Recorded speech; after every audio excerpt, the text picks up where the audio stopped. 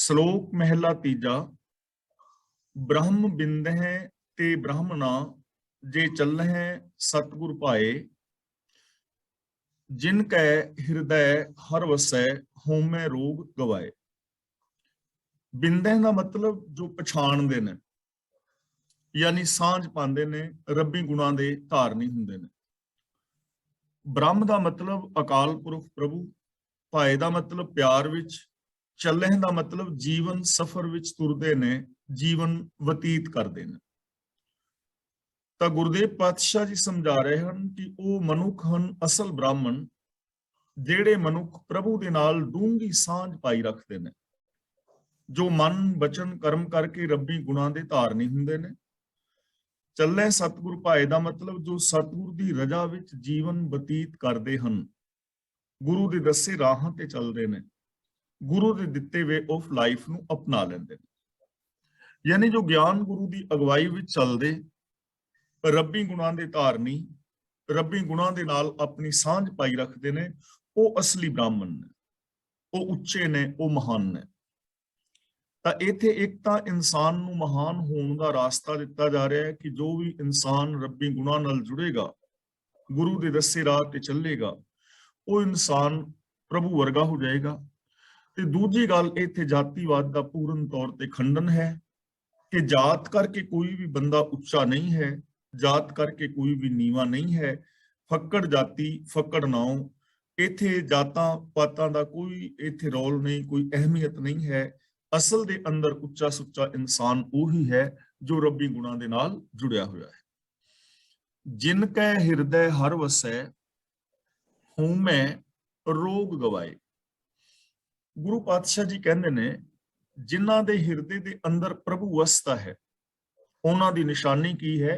ਹਉਮੈ ਰੋਗ ਗਵਾਏ, ਉਹ ਆਪਣੇ ਹਉਮੈ ਦਾ ਰੋਗ ਦੂਰ ਕਰ ਲੈਂਦੇ ਨੇ। ਜਿਨ੍ਹਾਂ ਦੇ ਹਿਰਦੇ ਵਿੱਚ ਰੱਬ ਵਸਦਾ ਹੈ, ਉੱਥੇ ਹਉਮੈ ਦਾ ਰੋਗ ਨਹੀਂ ਹੈ, ਤੇ ਜਿੱਥੇ ਹਉਮੈ ਦਾ ਰੋਗ ਹੈ ਉੱਥੇ ਰੱਬ ਨਹੀਂ ਹੈ।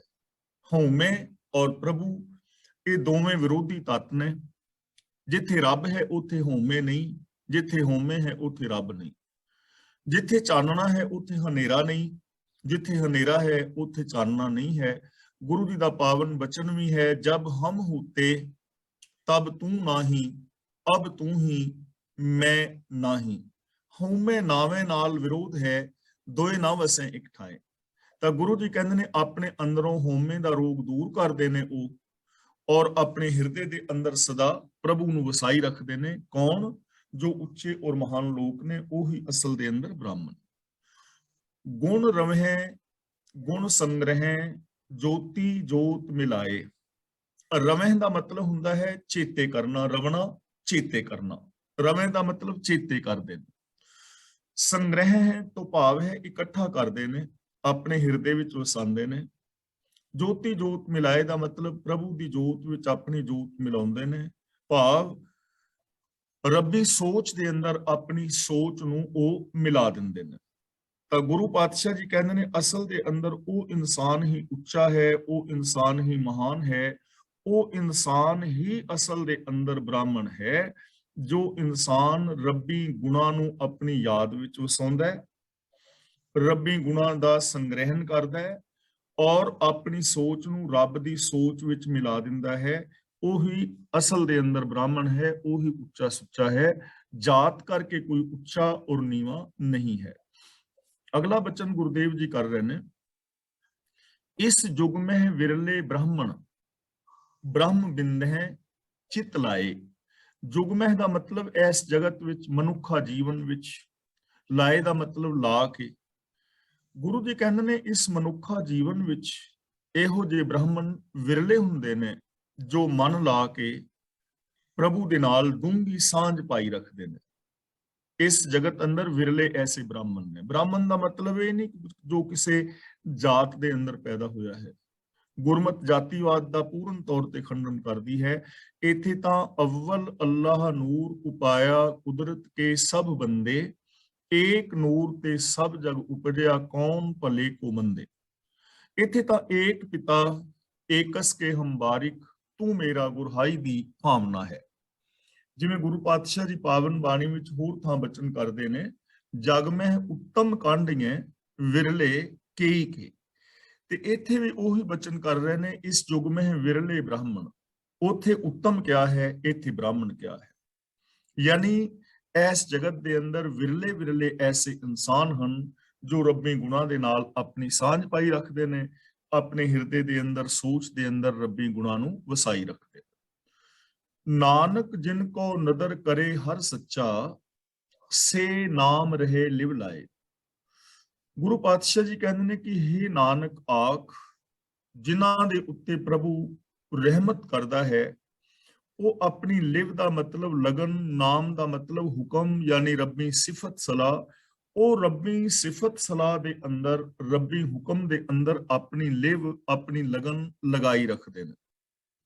ਜੋ ਰੱਬ ਦੀ ਰਹਿਮਤ ਦੇ ਪਾਤਰ ਨੇ, ਜਿਹੜੇ ਬਖਸ਼ਿਸ਼ ਦੇ ਪਾਤਰ ਨੇ, ਉਹ ਇਨਸਾਨ ਰੱਬੀ ਹੁਕਮ ਵਿੱਚ, ਰੱਬੀ ਸਿਫਤ ਸਲਾਹ ਦੇ ਅੰਦਰ ਹਮੇਸ਼ਾ ਆਪਣੀ ਲਗਨ ਲਗਾਈ ਰੱਖਦੇ ਨੇ।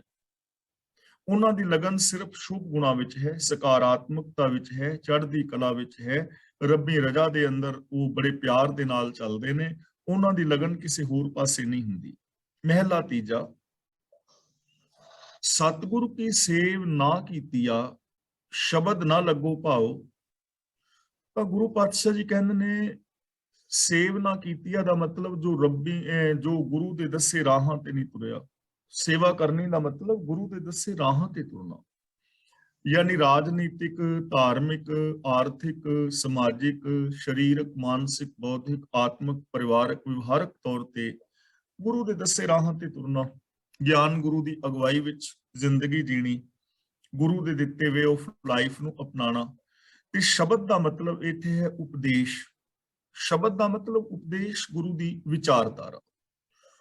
ਤਾਂ ਗੁਰੂ ਜੀ ਕਹਿੰਦੇ ਨੇ, ਜਿਸ ਮਨੁੱਖ ਨੇ ਗੁਰੂ ਦੀ ਦੱਸੀ ਸੇਵਾ ਕਮਾਈ ਨਹੀਂ ਕੀਤੀ, ਘਾਲ ਕਮਾਈ ਨਹੀਂ ਕੀਤੀ, ਗੁਰੂ ਦੇ ਦਿੱਤੇ ਵੇ ਆਫ ਲਾਈਫ ਨੂੰ ਨਹੀਂ ਅਪਣਾਇਆ, ਸ਼ਬਦ ਨਾ ਲੱਗੋ ਭਾਓ, ਔਰ ਜਿਸ ਦਾ ਗੁਰੂ ਦੀ ਵਿਚਾਰਧਾਰਾ ਦੇ ਨਾਲ ਵੀ ਪਿਆਰ ਨਹੀਂ ਲੱਗਿਆ, ਗੁਰੂ ਦੇ ਉਪਦੇਸ਼ ਦੇ ਨਾਲ ਜਿਸ ਦੀ ਪ੍ਰੀਤ ਨਹੀਂ ਹੈ, ਪਿਆਰ ਨਹੀਂ ਹੈ, ਉਹਦੀ ਜ਼ਿੰਦਗੀ ਕੈਸੀ ਹੈ।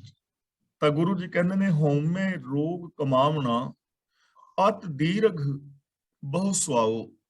ਦੀਰਘ ਦਾ ਮਤਲਬ ਡੂੰਘਾ, ਵੱਡਾ। ਸਵਾਰਥ, ਸੁਆਓ ਦਾ ਮਤਲਬ ਸਵਾਰਥ, ਮਤਲਬ ਬਹੁਤੇ ਸਵਾਦਾਂ ਵੱਲ ਪ੍ਰੇਰਨ ਵਾਲਾ। ਤਾਂ ਗੁਰੂ ਜੀ ਕਹਿੰਦੇ ਨੇ, ਆਪਣੇ ਹੀ ਮਨ ਦਾ ਮੁਰੀਦ ਰਹਿ ਕੇ, ਆਪ ਖੁਦਰਾ ਰਹਿ ਕੇ, ਅਨੇਕਾਂ ਚਸਕਿਆਂ ਵੱਲ ਪ੍ਰੇਰਨ ਵਾਲਾ, ਬਹੁਤ ਲੰਮਾ ਹਉਮੈ ਦਾ ਰੋਗ ਹੀ ਉਹਨੇ ਖੱਟਿਆ ਹੈ। ਇਹ ਹਉਮੈ ਦਾ ਰੋਗ ਕਿਹਨੇ ਖੱਟਿਆ? ਬਹੁਤੇ ਚਸਕਿਆਂ ਵੱਲ ਕੌਣ ਲੱਗਾ ਹੈ, ਸਵਾਰਥ ਆਦਿਕ ਦੇ ਵਿੱਚ ਕੌਣ ਫਸਿਆ ਹੈ?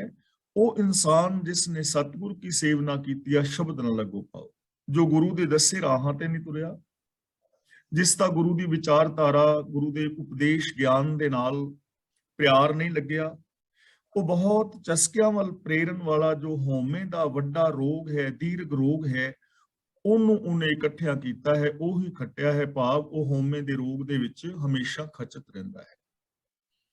ਮਨ ਹਠ ਕਰਮ ਕਮਾਵਣੇ, ਫਿਰ ਜੋਨੀ ਪਾਏ।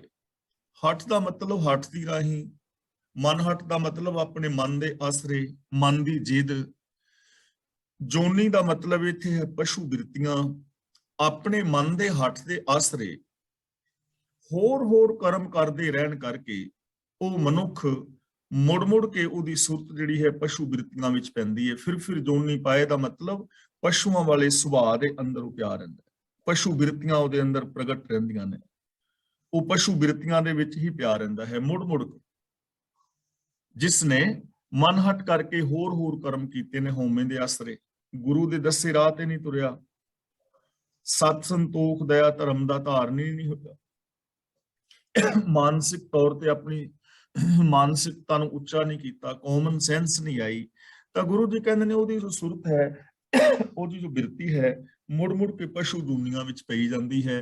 ਜਿਵੇਂ ਗੁਰਦੇਵ ਨੇ ਬਚਨ ਵੀ ਕੀਤਾ ਹੈ, ਗੁਰਮੰਤਰ ਹੀਣਸ ਜੋ ਪ੍ਰਾਣੀ, ਤ੍ਰਿਗੰਤ ਜਨਮ ਪ੍ਰਸ਼ਟਣੈ, ਕੂਕਰੈ ਸੂਕਰੈ ਗਰਦਬੈ ਕਾਕੈ ਸਰਪਨੈ ਤੁਲਖਲੈ। ਉਹ ਪਸ਼ੂਆਂ ਵਾਲੇ ਕਰਮ ਕਰਦਾ ਰਹਿੰਦਾ ਹੈ, ਜਿਸ ਨੂੰ ਗੁਰਦੇਵ ਨੇ ਇਸ ਢੰਗ ਦੇ ਨਾਲ ਵੀ ਸਾਨੂੰ ਸਮਝਾਇਆ ਹੈ, ਕਰਤੂਤ ਪਸ਼ੂ ਕੀ ਮਾਨਸ ਜਾਤ। ਉਹ ਬੰਦਾ ਹੁੰਦਾ ਹੋਇਆ ਕਰਤੂਤਾਂ ਉਹਦੀਆਂ ਪਸ਼ੂਆਂ ਵਾਲੀਆਂ ਬਣੀਆਂ ਰਹਿੰਦੀਆਂ ਨੇ। ਅਗਲਾ ਬਚਨ ਗੁਰਦੇਵ ਜੀ ਕਰਦੇ ਨੇ, ਗੁਰਮੁਖ ਜਨਮ ਸਫਲ ਹੈ, ਜਿਸ ਨੂੰ ਆਪੇ ਲੈ ਮਿਲਾਏ। ਗੁਰਮੁਖ ਦਾ ਮਤਲਬ ਗੁਰੂ ਦੇ ਸਨਮੁਖ ਹੋਣ ਵਾਲਾ, ਗੁਰੂ ਦਾ ਅਨੁਸਾਰੀ, ਜੋ ਗੁਰੂ ਦੇ ਦੱਸੇ ਰਾਹਾਂ ਤੇ ਤੁਰਦਾ ਹੈ, ਜਿਸ ਨੇ ਗੁਰੂ ਦਿੱਤੇ ਵੇ ਆਫ ਲਾਈਫ ਨੂੰ ਅਪਣਾਇਆ ਹੈ। ਸਫਲ ਦਾ ਮਤਲਬ ਕਾਮਯਾਬ। ਗੁਰਮੁਖ ਜਨਮ ਸਫਲ ਹੈ। ਗੁਰੂ ਦੇ ਸਨਮੁਖ ਰਹਿਣ ਵਾਲੇ ਮਨੁੱਖ ਦਾ ਜੀਵਨ ਕਾਮਯਾਬ ਹੋ ਜਾਂਦਾ ਹੈ, ਕਿਉਂਕਿ ਉਹ ਗੁਰੂ ਗਿਆਨ ਮੁਤਾਬਕ ਜ਼ਿੰਦਗੀ ਜੀ ਰਿਹਾ ਹੈ। ਉਹਦੇ ਅੰਦਰ ਕਾਮਨ ਸੈਂਸ ਹੈ, ਉਹਦੇ ਕੋਲ ਵਿਵੇਕ ਬੁੱਧ ਹੈ, ਉਹਨੂੰ ਭਲੇ ਬੁਰੇ ਦੀ ਪਹਿਚਾਨ ਹੈ, ਧਰਮ ਅਧਰਮ ਦਾ ਉਹਨੂੰ ਪਤਾ ਹੈ, ਔਰ ਉਹ ਮਾੜੇ ਕਰਮ ਛੱਡ ਕੇ ਚੰਗੇ ਰਾਹਾਂ ਦੇ ਉੱਤੇ ਚੱਲਦਾ ਹੈ। ਉਹਦਾ ਜੀਵਨ ਸਫਲ ਹੋ ਜਾਂਦਾ ਹੈ। ਜਿਸ ਨੂੰ ਆਪੇ ਲੈ ਮਿਲਾਏ, ਗੁਰੂ ਪਾਤਸ਼ਾਹ ਜੀ ਕਹਿੰਦੇ ਨੇ, ਜਿਸ ਨੂੰ ਪ੍ਰਭੂ ਆਪ ਹੀ ਗੁਰੂ ਦੇ ਨਾਲ ਜੋੜਦਾ ਹੈ, ਉਹ ਗੁਰੂ ਦੇ ਨਾਲ ਜੁੜ ਜਾਂਦਾ ਹੈ। ਰੱਬੀ ਰਜ਼ਾ ਦੇ ਵਿੱਚ ਤੁਰਨ ਵਾਲਾ ਬੰਦਾ, ਰੱਬ ਦੀ ਰਹਿਮਤ ਦਾ ਜੋ ਪਾਤਰ ਹੈ, ਉਹ ਗੁਰੂ ਦੇ ਨਾਲ ਜੁੜ ਜਾਂਦਾ ਹੈ, ਗੁਰੂ ਦੇ ਦੱਸੇ ਰਾਹਾਂ ਤੇ ਤੁਰਦਾ ਹੈ, ਔਰ ਐਸੇ ਮਨੁੱਖ ਨੂੰ ਪ੍ਰਭੂ ਆਪਣੇ ਨਾਲ ਮਿਲਾ ਲੈਂਦਾ ਹੈ। ਨਾਨਕ ਨਦਰੀ ਨਦਰ ਕਰੇ, ਤਾਂ ਨਾਮ ਤਨ ਪੱਲੇ ਪਾਏ। ਨਦਰੀ ਦਾ ਮਤਲਬ ਮਿਹਰ ਦੀ ਨਦਰ ਕਰਨ ਵਾਲਾ। ਨਦਰੀ ਨੂੰ ਬਿੰਦੀ ਲਾ ਕੇ ਨਦਰੀ ਨਹੀਂ ਪੜਨਾ, ਬਿਨਾਂ ਬਿੰਦੀ ਤੋਂ ਪੜਨਾ ਹੈ ਨਦਰੀ। ਨਦਰੀ ਦਾ ਮਤਲਬ ਨਦਰ ਕਰਨ ਵਾਲਾ, ਮਿਹਰ ਕਰਨ ਵਾਲਾ। ਨਦਰ ਦਾ ਮਤਲਬ ਮਿਹਰ, ਪੱਲੇ ਪਾਏ ਦਾ ਮਤਲਬ ਹਾਸਲ ਕਰ ਲੈਂਦਾ ਹੈ। ਜਦੋਂ ਮਿਹਰ ਦੀ ਨਿਗਾਹ ਕਰਨ ਵਾਲਾ ਪ੍ਰਭੂ ਕਿਸੇ ਮਨੁੱਖ ਉੱਤੇ ਮਿਹਰ ਦੀ ਨਿਗਾਹ ਕਰਦਾ ਹੈ, ਤਦ ਉਸ ਦੇ ਪੱਲੇ ਨਾਮ ਤਲ ਪੈ ਜਾਂਦਾ ਹੈ, ਨਾਮ ਧਨ ਪ੍ਰਾਪਤ ਕਰ ਲੈਂਦਾ ਹੈ। ਨਾਮ ਧਨ ਦਾ ਮਤਲਬ ਰੱਬੀ ਸਿਫਤ ਸਲਾਹ, ਰੱਬੀ ਗੁਣਾਂ ਦਾ ਖਜ਼ਾਨਾ, ਰੱਬੀ ਹੁਕਮ ਅਨੁਸਾਰ ਜ਼ਿੰਦਗੀ ਜੀਣੀ। ਉਦੋਂ ਫਿਰ ਉਹ ਨਾਮ ਧਨ ਪ੍ਰਾਪਤ ਕਰਦਾ ਹੈ, ਰੱਬੀ ਗੁਣਾਂ ਦਾ ਖਜ਼ਾਨਾ ਹਾਸਲ ਕਰ ਲੈਂਦਾ ਹੈ। ਕਿਉਂਕਿ ਰੱਬ ਜਿਹੜਾ ਹੈ ਗੁਣਾਂ ਦਾ ਖਜ਼ਾਨਾ ਹੈ। ਗੁਣ ਨਿਧਾਨ ਭਗਤਨ ਕੋ ਬਰਤਨ, ਬਿਰਲਾ ਪਾਵੇ ਕੋਈ। ਤਾਂ ਰੱਬ ਦੀ ਰਹਿਮਤ ਦਾ ਪਾਤਰ ਜੋ ਇਨਸਾਨ ਹੈ, ਉਹਦੇ ਜੀਵਨ ਦੀ ਇਹ ਨਿਸ਼ਾਨੀ ਹੈ ਕਿ ਉਸ ਦੀ ਜ਼ਿੰਦਗੀ ਦੇ ਅੰਦਰ ਸ਼ੁਭ ਗੁਣਾਂ ਦਾ ਖਜ਼ਾਨਾ ਹੋਏਗਾ। ਔਰ ਇਹ ਸ਼ੁਭ ਗੁਣਾਂ ਦਾ ਖਜ਼ਾਨਾ ਹਰ ਇਨਸਾਨ ਦੇ ਅੰਦਰ ਹੈ। ਮੈਂ ਰੋਜ਼ ਬੇਨਤੀ ਕਰ ਰਿਹਾ ਕਿ ਹਰ ਇਨਸਾਨ ਦੇ ਅੰਦਰ ਸ਼ੁਭ ਗੁਣ ਮੌਜੂਦ ਨੇ। ਸਿਰਫ ਇਹਨਾਂ ਨੂੰ ਹਰ ਇਨਸਾਨ ਯੂਜ਼ ਨਹੀਂ ਕਰਦਾ, ਇਹਨਾਂ ਨੂੰ ਵਰਤੋਂ ਵਿੱਚ ਨਹੀਂ ਲਿਆਉਂਦਾ। ਗੁਣ ਸਾਡੇ ਸਾਰਿਆਂ ਦੇ ਅੰਦਰ ਮੌਜੂਦ ਨੇ। ਸੱਚਾਈ ਹੈ, ਦਇਆ ਹੈ, ਪਿਆਰ ਹੈ, ਮੁਹੱਬਤ ਹੈ, ਇਨਸਾਨੀਅਤ ਹੈ, ਨਿਰਭੈਤਾ ਹੈ, ਨਿਰਵੈਰਤਾ ਹੈ। ਇਹ ਸਾਰੇ ਗੁਣ ਹਰ ਇਨਸਾਨ ਵਿੱਚ ਮੌਜੂਦ ਨੇ। ਕੁਝ ਲੋਕ ਉਹ ਨੇ ਜਿਹੜੇ ਇਹਨਾਂ ਗੁਣਾਂ ਨੂੰ ਵਰਤੋਂ ਵਿੱਚ ਲਿਆਉਂਦੇ ਨੇ, ਤੇ ਕੁਝ ਲੋਕ ਉਹ ਨੇ ਜੋ ਇਹਨਾਂ ਗੁਣਾਂ ਦੀ ਬਜਾਏ ਔਗਣਾਂ ਨੂੰ ਵਰਤਦੇ ਨੇ। ਤਾਂ ਇਹ ਸਾਡੀ ਆਪਣੀ ਪ੍ਰੋਬਲਮ ਹੈ ਕਿ ਅਸੀਂ ਗੁਣਾਂ ਦੇ ਧਾਰਨੀ ਨਹੀਂ ਹਾਂ। ਜੇ ਅਸੀਂ ਗੁਣਾਂ ਦੇ ਧਾਰਨੀ ਹੋਈਏ ਤਾਂ ਸਾਡੀ ਜ਼ਿੰਦਗੀ ਅੰਦਰ ਸੁਖ ਸ਼ਾਂਤੀ ਆ ਸਕਦੀ ਹੈ। ਤਾਂ ਗੁਰੂ ਜੀ ਕਹਿੰਦੇ ਹਨ, ਜੋ ਰਹਿਮਤ ਦਾ ਪਾਤਰ ਹੁੰਦਾ ਹੈ, ਉਹਦੇ ਪੱਲੇ ਇਹ ਸ਼ੁਭ ਗੁਣਾਂ ਦਾ ਖਜ਼ਾਨਾ ਪੈ ਜਾਂਦਾ ਹੈ। ਪੌੜੀ, ਸਭ ਵਡਿਆਈਆਂ ਹਰ ਨਾਮ ਵਿੱਚ ਹਰ ਗੁਰਮੁਖ ਧਿਆਈ ਹੈ। ਸਭ ਵਡਿਆਈਆਂ ਦਾ ਮਤਲਬ ਸਾਰੇ ਗੁਣ, ਨਾਮ ਦਾ ਮਤਲਬ ਹੁਕਮ, ਗੁਰਮੁਖ ਦਾ ਮਤਲਬ ਗੁਰੂ ਦੀ ਸ਼ਰਣੀ ਪੈ ਕੇ, ਧਿਆਈਏ ਦਾ ਮਤਲਬ ਯਾਦ ਰੱਖਿਆ ਜਾ ਸਕਦਾ ਹੈ, ਇਸ ਰਾਹ ਤੇ ਤੁਰਿਆ ਜਾ ਸਕਦਾ ਹੈ, ਧਿਆਨ ਵਿੱਚ ਵਸਾਇਆ ਜਾ ਸਕਦਾ ਹੈ।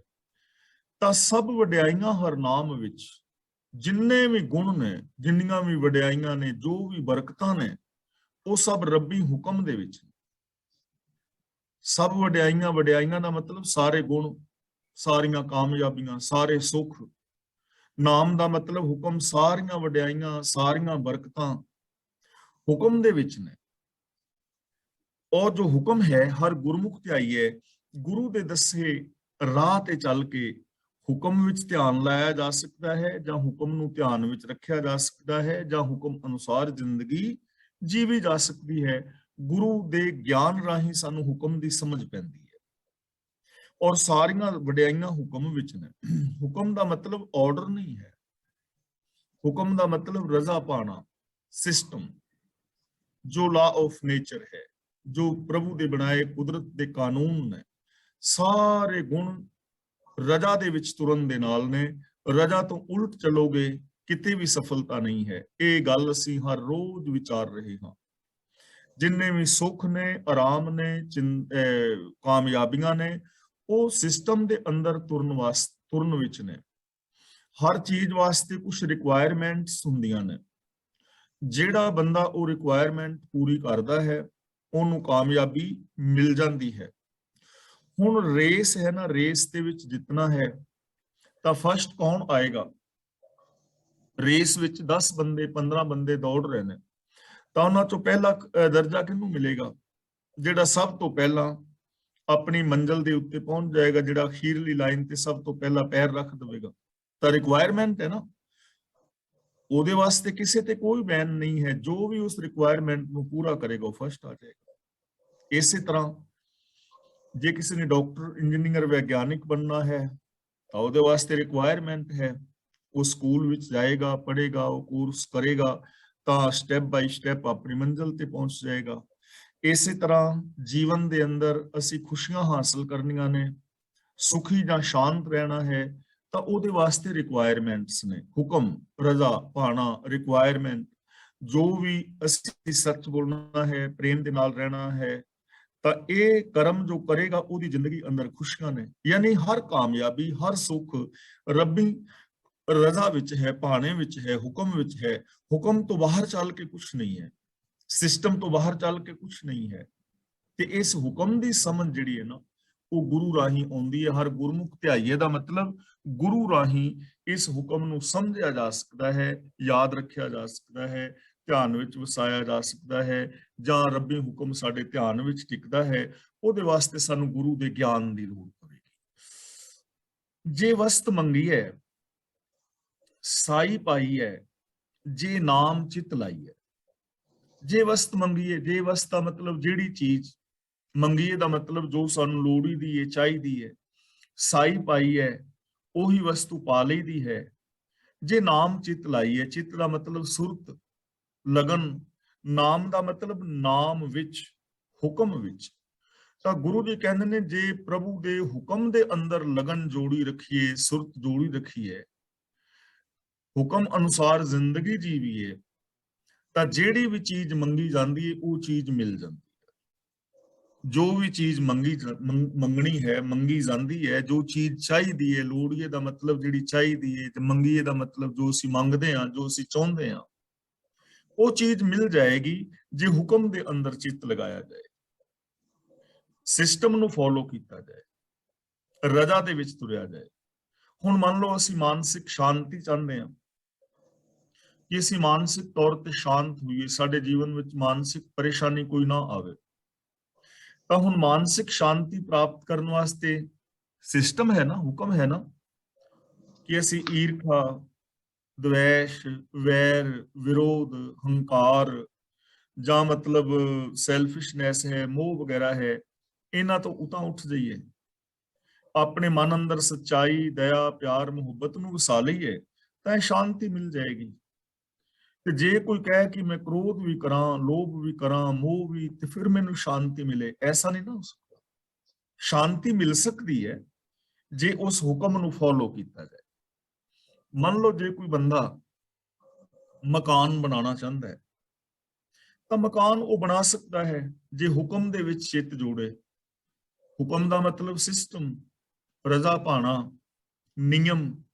ਹੁਣ ਮਕਾਨ ਬਣਾਉਣ ਵਾਸਤੇ ਨਿਯਮਾਵਲੀ ਕੀ ਹੈ ਕਿ ਉਹ ਪਲਾਟ ਖਰੀਦੇ, ਮਿਸਤਰੀ ਬੁਲਾਏ, ਇੱਟਾਂ ਗਾਰਾ ਆਦਿ ਲਿਆਵੇ, ਉਸ ਹੁਕਮ ਨੂੰ ਫੋਲੋ ਕਰੇ ਤਾਂ ਮਕਾਨ ਬਣਾ ਲਵੇ, ਉਹ ਵੀ ਬਣਾ ਲਵੇਗਾ। ਹੁਕਮ ਦੇ ਅੰਦਰ ਬਣੇਗਾ, ਹੁਕਮ ਤੋਂ ਬਾਹਰ ਨਹੀਂ। ਤੇ ਜੇ ਬੈਠਾ ਸਮਾਧੀ ਲਾ ਕੇ ਬੈਠਾ ਰਹੇ ਤੇ ਮਕਾਨ ਕਰੀ ਜਾਏ ਤਾਂ ਐਵੇਂ ਨਹੀਂ ਬਣੇਗਾ। ਕਹਿਣ ਤੋਂ ਮਤਲਬ ਕਿ ਜੋ ਵੀ ਚੀਜ਼ ਤੁਸੀਂ ਚਾਹੁੰਦੇ ਹੋ ਉਹ ਚੀਜ਼ ਮਿਲ ਸਕਦੀ ਹੈ ਜੇ ਹੁਕਮ ਨੂੰ ਸਮਝਿਆ ਜਾਏ, ਜੇ ਹੁਕਮ ਦੇ ਅੰਦਰ ਚਿੱਤ ਲਗਾਇਆ ਜਾਏ। ਹੁਕਮ ਤੋਂ ਬਾਹਰ ਨਹੀਂ, ਰਜ਼ਾ ਤੋਂ ਬਾਹਰ ਨਹੀਂ, ਸਿਸਟਮ ਤੋਂ ਬਾਹਰ ਨਹੀਂ।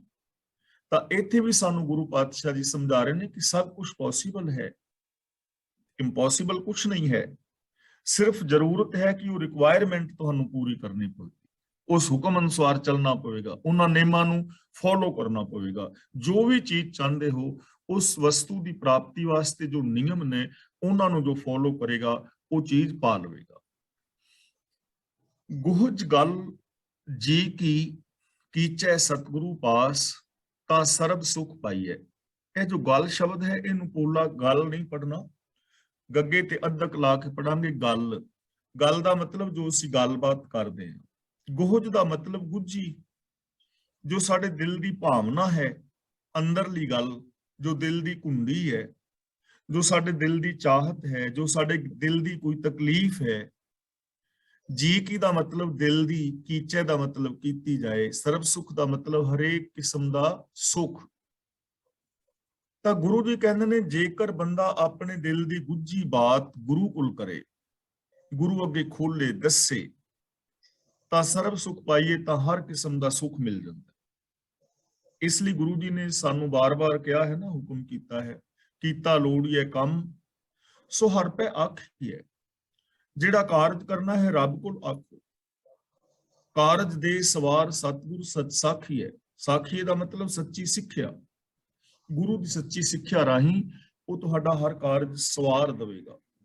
ਤਾਂ ਜੇ ਕੋਈ ਸਾਡੀ ਦਿਲ ਦੀ ਚਾਹਤ ਹੈ, ਗੁੱਝੀ ਗੱਲ ਹੈ, ਸਾਡੀ ਤਕਲੀਫ ਹੈ, ਦੁੱਖ ਹੈ, ਤਾਂ ਅਸੀਂ ਗੁਰੂ ਦੇ ਕੋਲ ਦੱਸੀਏ, ਤਾਂ ਸਾਨੂੰ ਸਾਰੇ ਸੁੱਖ ਮਿਲ ਜਾਣਗੇ। ਹੁਣ ਸਵਾਲ ਪੈਦਾ ਹੁੰਦਾ ਕਿ ਉਹ ਸੁੱਖ ਮਿਲਣਗੇ ਕਿਵੇਂ, ਉਹਦਾ ਸੋਲੂਸ਼ਨ ਕਿਵੇਂ ਹੋਏਗਾ। ਇਹ ਨਹੀਂ ਕਿ ਹੁਣ ਤੁਸੀਂ ਕਹਿ ਕੇ ਚਲੇ ਜਾਓ ਤੇ ਉਸ ਤੋਂ ਬਾਅਦ ਅਸੀਂ ਆਰਡਰ ਕਰਤਾ ਤੇ ਸਾਡੇ ਉਹ ਸੁੱਖ ਮਿਲ ਗਏ ਜਾਂ ਸਾਡੀ ਚਿੰਤਾ ਦੂਰ ਹੋ ਗਈ। ਹੁਣ ਗੁਰੂ ਸਾਡੇ ਦੁੱਖਾਂ ਨੂੰ ਦੂਰ ਕਿਵੇਂ ਕਰੇਗਾ? ਜੋ ਸਾਡੇ ਦਿਲ ਦੀ ਗੁੱਝੀ ਗੱਲ, ਸਾਡੀ ਕੋਈ ਭਾਵਨਾ ਸੀ, ਦੁੱਖ ਸੀ, ਉਹਨੂੰ ਗੁਰੂ ਜੀ ਦੂਰ ਕਰਨ ਵਾਸਤੇ ਕੀ ਕਰਨਗੇ? ਤਾਂ ਗੁਰੂ ਜੀ ਕਹਿੰਦੇ ਨੇ, ਗੁਰ ਪੂਰਾ ਹਰ ਉਪਦੇਸ਼ ਦੇ, ਸਭ ਭੁੱਖ ਲਹਿ ਜਾਈਏ। ਦੇ ਦਾ ਮਤਲਬ ਦਿੰਦਾ ਹੈ, ਭੁੱਖ ਦਾ ਮਤਲਬ ਤ੍ਰਿਸ਼ਨਾ। ਗੁਰ ਪੂਰਾ ਹਰ ਉਪਦੇਸ਼ ਦੇ, ਹਰ ਉਪਦੇਸ਼ ਦੇ ਦਾ ਮਤਲਬ ਰੱਬੀ ਗੁਣਾਂ ਦਾ ਉਪਦੇਸ਼ ਦਿੰਦਾ ਹੈ।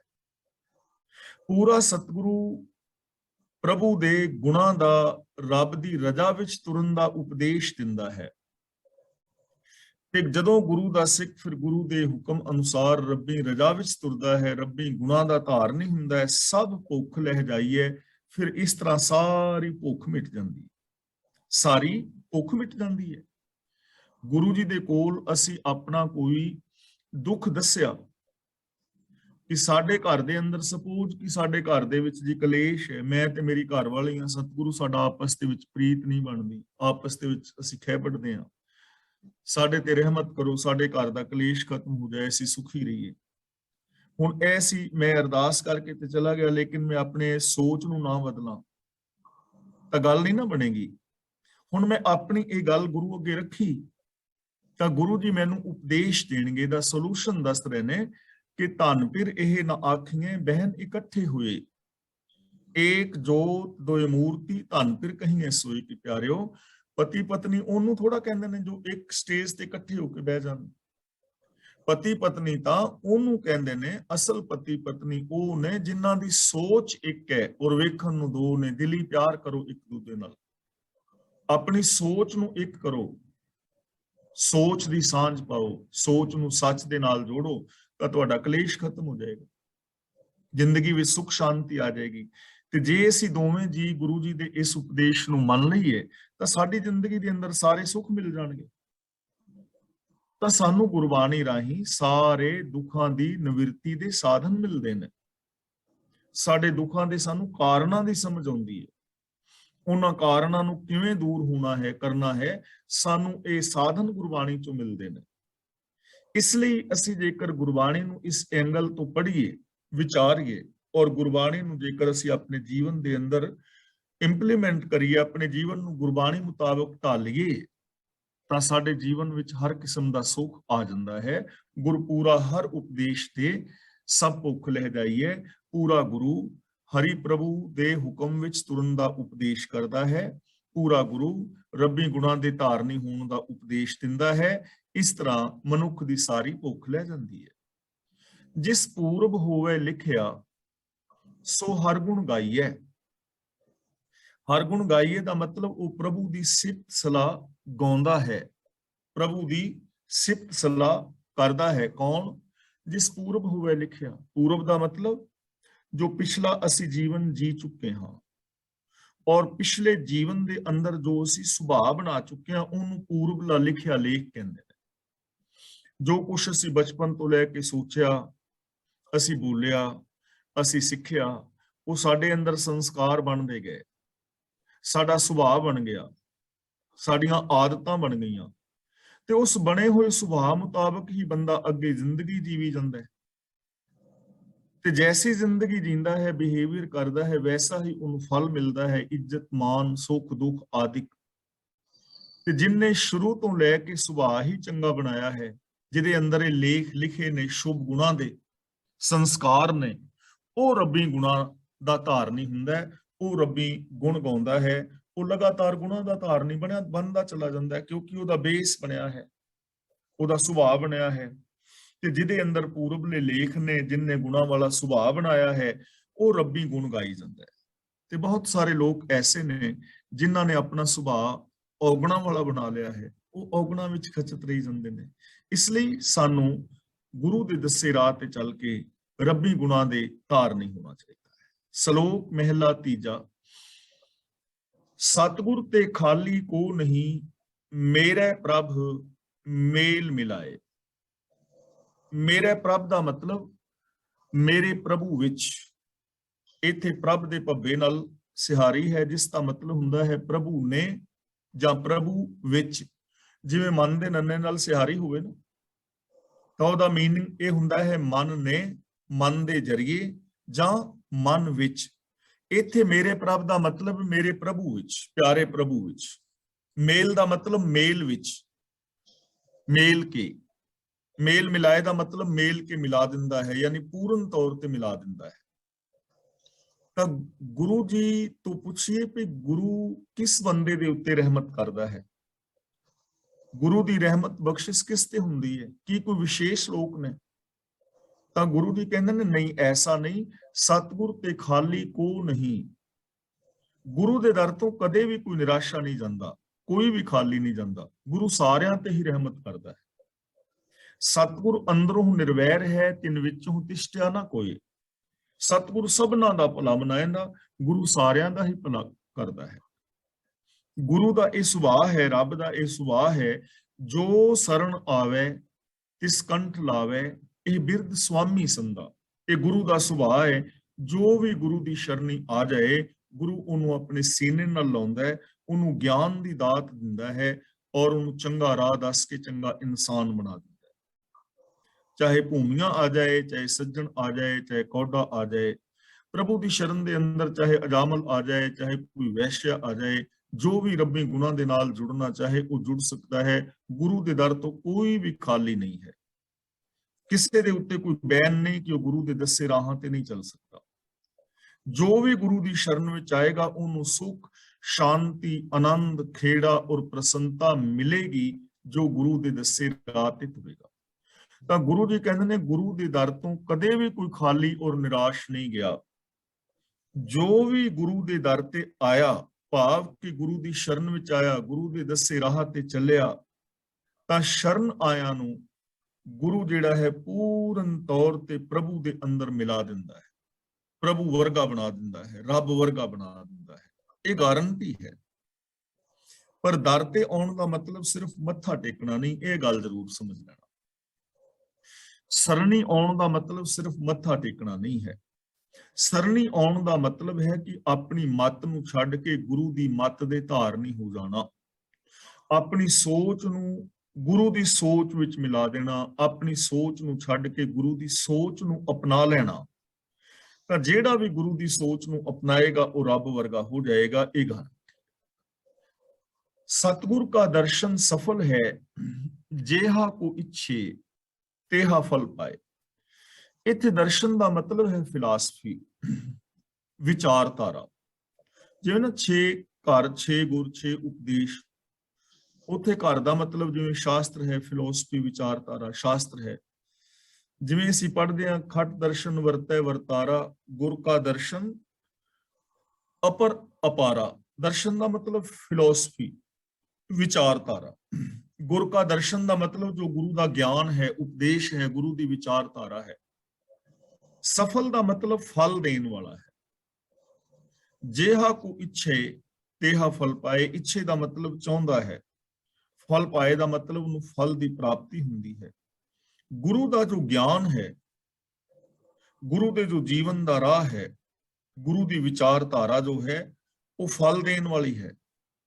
ਜਿਹੋ ਜਿਹਾ ਕੋਈ ਫਲ ਚਾਹੁੰਦਾ ਹੈ ਉਹੋ ਜਿਹਾ ਫਲ ਉਹਨੂੰ ਮਿਲ ਜਾਂਦਾ ਹੈ ਜੇ ਗੁਰੂ ਦੇ ਗਿਆਨ ਮੁਤਾਬਕ ਜ਼ਿੰਦਗੀ ਜੀਵੇ, ਗੁਰੂ ਦੇ ਉਪਦੇਸ਼ ਮੁਤਾਬਕ ਜ਼ਿੰਦਗੀ ਜੀਵੇ, ਤਾਂ ਜੋ ਕੁਛ ਉਹ ਸੁਖ ਸ਼ਾਂਤੀ ਆਨੰਦ ਖੇੜਾ ਪ੍ਰਸੰਨਤਾ ਔਰ ਮੁਕਤੀ ਚਾਹੁੰਦਾ ਹੈ ਉਹ ਦਾਤ ਉਹਨੂੰ ਮਿਲ ਜਾਂਦੀ ਹੈ। ਇਹ ਗੁਰੂ ਦਾ ਗਿਆਨ, ਗੁਰੂ ਦੀ ਵਿਚਾਰਧਾਰਾ, ਕਿਉਂਕਿ ਗੁਰੂ ਜੀ ਸਾਨੂੰ ਰੱਬੀ ਹੁਕਮ ਦੇ ਅੰਦਰ ਤੁਰਨਾ ਸਿਖਾਉਂਦੇ ਨੇ। ਤੇ ਗੁਰੂ ਦੀ ਵਿਚਾਰਧਾਰਾ ਹੈ ਜੋ ਆਪਾਂ ਕਈ ਵਾਰ ਵਿਚਾਰ ਕਰ ਚੁੱਕੇ ਹਾਂ, ਰਾਜਨੀਤਿਕ, ਧਾਰਮਿਕ, ਆਰਥਿਕ, ਸਮਾਜਿਕ, ਸਰੀਰਕ, ਮਾਨਸਿਕ, ਬੌਧਿਕ, ਆਤਮਿਕ, ਪਰਿਵਾਰਕ ਔਰ ਵਿਵਹਾਰਕ ਤੌਰ ਤੇ ਮੁਕੰਮਲ ਸ਼ਖਸੀਅਤ ਗੁਰਮਤ ਆਸ਼ੇ ਅਨੁਸਾਰ ਹੋਣੀ ਚਾਹੀਦੀ ਹੈ। ਤੇ ਜਿਸ ਦੀ ਮੁਕੰਮਲ ਸ਼ਖਸੀਅਤ ਗੁਰਮਤ ਆਸ਼ੇ ਅਨੁਸਾਰ ਹੈ ਉਹ ਇਨਸਾਨ ਜਿਹੜਾ ਵੀ ਸੁਖ ਚਾਹੇ ਉਹ ਸੁਖ ਮਾਣ ਸਕਦਾ ਹੈ, ਯਾਨੀ ਉਹ ਰੱਬ ਦੇ ਅੰਦਰ ਸਮਾ ਕੇ ਰੱਬ ਵਰਗਾ ਹੋ ਜਾਂਦਾ। ਗੁਰ ਕਾ ਸ਼ਬਦ ਅੰਮ੍ਰਿਤ ਹੈ, ਸਭ ਤ੍ਰਿਸ਼ਨਾ ਭੁੱਖ ਗਵਾਏ। ਗੁਰੂ ਦਾ ਜੋ ਸ਼ਬਦ ਹੈ ਨਾ, ਅੰਮ੍ਰਿਤ ਦਾ ਮਤਲਬ ਆਤਮਿਕ ਜੀਵਨ ਦੇਣ ਵਾਲਾ ਹੈ। ਦੋ ਚੀਜ਼ਾਂ ਨੇ, ਇੱਕ ਮੌਤ, ਜ਼ਹਿਰ ਔਰ ਇੱਕ ਅੰਮ੍ਰਿਤ। ਜੇ ਕੋਈ ਜ਼ਹਿਰ ਪੀਵੇਗਾ ਉਹਦੀ ਮੌਤ ਹੋਏਗੀ, ਜੋ ਅੰਮ੍ਰਿਤ ਪੀਵੇਗਾ ਉਹਨੂੰ ਜੀਵਨ ਮਿਲੇਗਾ। ਜ਼ਹਿਰ ਦਾ ਮਤਲਬ ਮੌਤ, ਅੰਮ੍ਰਿਤ ਦਾ ਮਤਲਬ ਜੀਵਨ, ਆਤਮਿਕ ਜੀਵਨ। ਸ਼ਬਦ ਦਾ ਮਤਲਬ ਗੁਰੂ ਦਾ ਉਪਦੇਸ਼, ਗੁਰੂ ਦਾ ਗਿਆਨ, ਗੁਰੂ ਦੀ ਵਿਚਾਰਧਾਰਾ।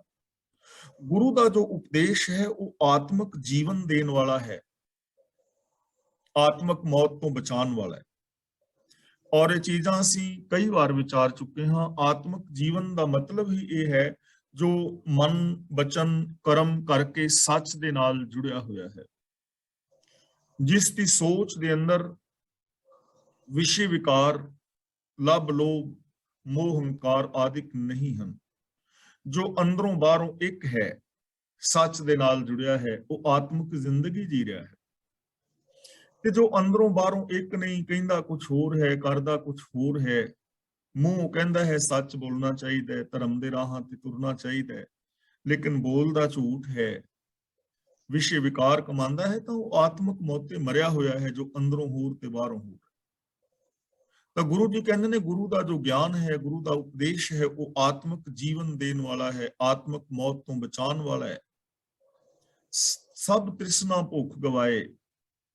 ਤੇ ਜੋ ਗੁਰੂ ਦੇ ਉਪਦੇਸ਼ ਮੁਤਾਬਕ ਜ਼ਿੰਦਗੀ ਜੀਂਦਾ ਹੈ ਉਹਦੀ ਮਾਇਆ ਦੀ ਸਾਰੀ ਭੁੱਖ ਤ੍ਰੇ ਮਿਟ ਜਾਂਦੀ ਹੈ। ਤ੍ਰਿਸ਼ਨਾ ਦਾ ਮਤਲਬ ਤ੍ਰੇ, ਲਾਲਚ। ਸਾਰੇ ਉਹਦੇ ਅੰਦਰੋਂ ਲਾਲਚ ਮੁੱਕ ਜਾਂਦੇ ਨੇ, ਉਹਦੀ ਤ੍ਰਿਸ਼ਨਾ ਮੁੱਕ ਜਾਂਦੀ ਹੈ, ਉਹਦੀ ਵਿਸ਼ੇ ਵਿਕਾਰਾਂ ਵੱਲ ਦੌੜ ਦੀ ਜੋ ਬਿਰਤੀ ਹੈ ਉਹ ਰੁਕ ਜਾਂਦੀ ਹੈ, ਉਹਦੇ ਅੰਦਰ ਸੰਤੋਖ ਆ ਜਾਂਦਾ ਹੈ, ਉਸ ਦੀ ਜ਼ਿੰਦਗੀ ਵਿੱਚ ਖੁਸ਼ੀ ਆ ਜਾਂਦੀ।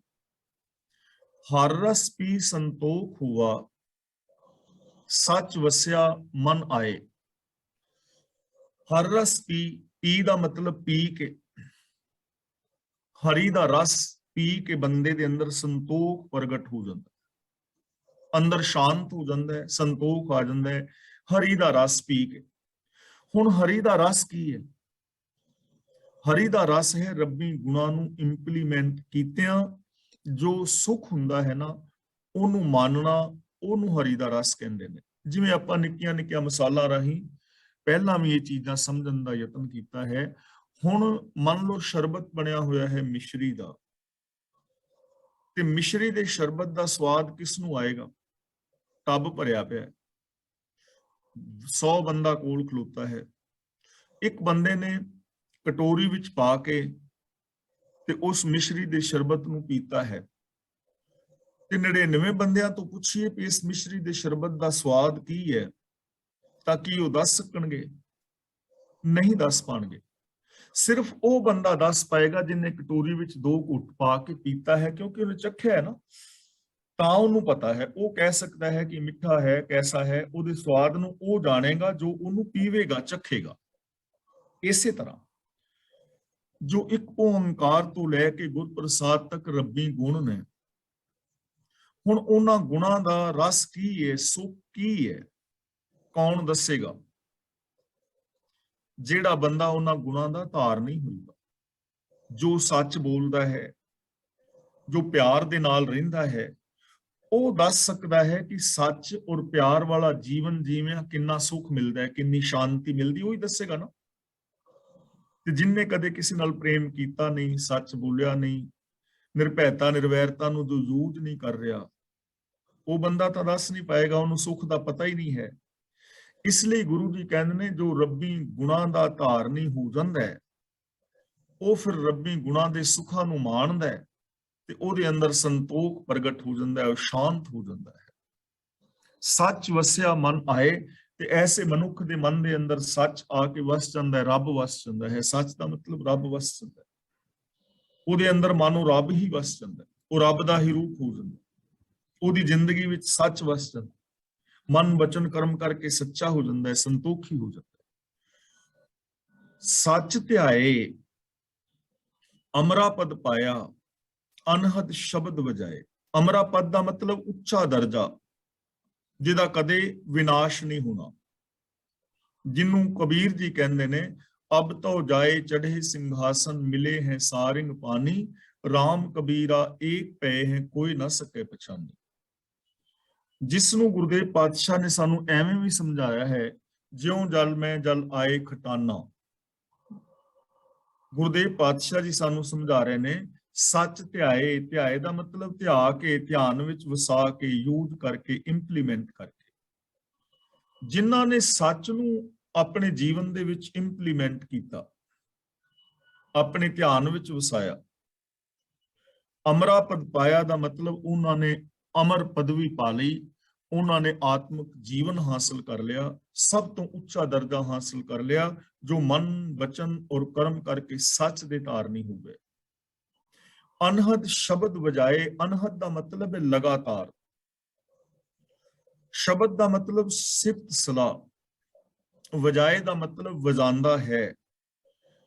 ਐਸਾ ਇਨਸਾਨ ਆਪਣੀ ਸੋਚ ਦੇ ਅੰਦਰ ਲਗਾਤਾਰ ਸਿਫਤ ਸਲਾਹ ਦੇ ਵਾਜੇ ਵਜਾਂਦਾ ਹੈ, ਭਾਵ ਕਿ ਉਹਦੇ ਅੰਦਰ ਲਗਾਤਾਰ ਇੱਕ ਰਸ ਰੱਬੀ ਗੁਣਾਂ ਦੀ ਗੂੰਜ ਹੀ ਪੈਦਾ ਹੁੰਦੀ ਹੈ, ਰੱਬੀ ਗੁਣਾਂ ਦਾ ਹੀ ਉਤਾਰਨੀ ਹੈ ਲਗਾਤਾਰ।